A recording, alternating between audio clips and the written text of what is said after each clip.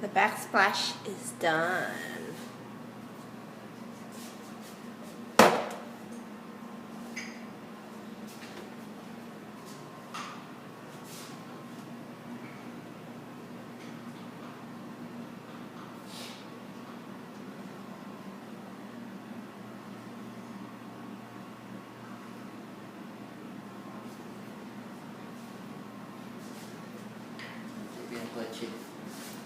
And then the painting is done in the living room.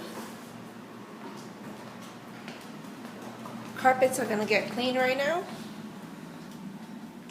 The paint is halfway in the bedroom here. So it's still gotta go all the way up there. This carpet is really bad.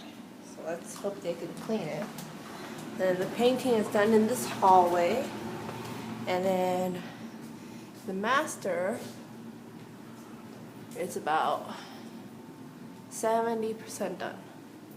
Just up here and up here.